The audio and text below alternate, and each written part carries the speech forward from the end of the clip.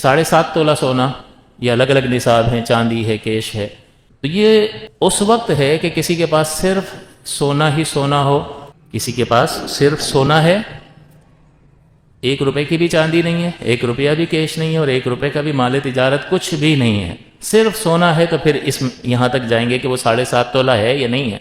اگر 7.5 تولہ ہوگا تو زکوٰۃ بنے گی، اس سے کم ہوگا تو نہیں بنے گی۔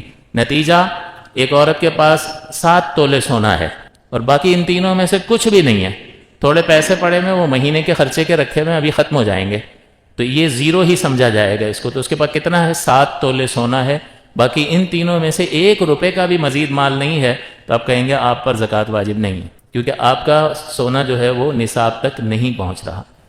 اگر سونا نہیں ہے، چاندی ہے، صرف چاندی ہے، 1 روپے کا بھی سونا نہیں ہے، کیش بھی کچھ نہیں ہے، 1 روپے کا بھی مال تجارت نہیں ہے، تو کتنی چاندی ہو تو زکوٰۃ واجب ہوگی؟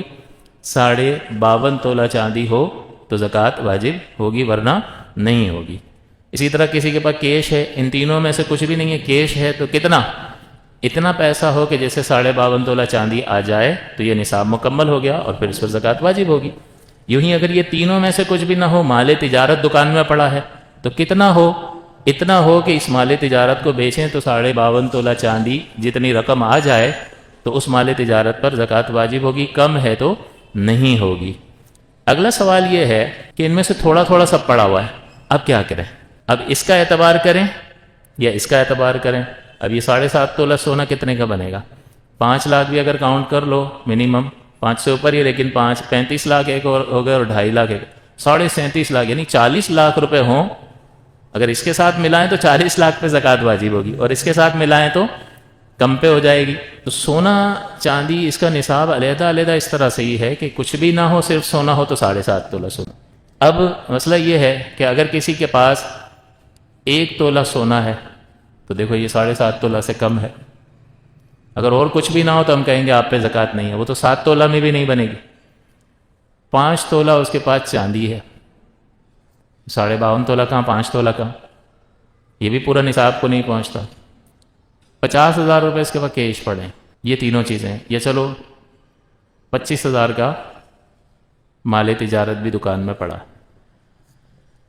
اب یہاں پر صورتحال یہ ہے کہ تھوڑا تھوڑا سب ہے، تو اب کیا کریں؟ تو جب ایسا ہو کہ تھوڑا تھوڑا سب ہو تو پھر اب یہ نصاب نہیں دیکھیں گے بلکہ ان کی قیمت کو دیکھیں گے۔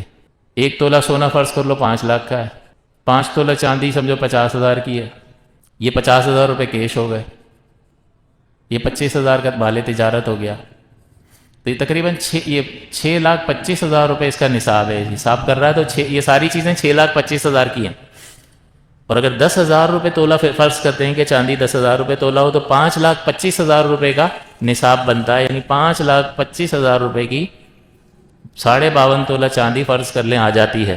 تو اب دیکھیں اس کے پاس کتنے ہیں؟ 6.25 لاکھ، اور 52.5 تولہ چاندی کتنے کی آتی ہے؟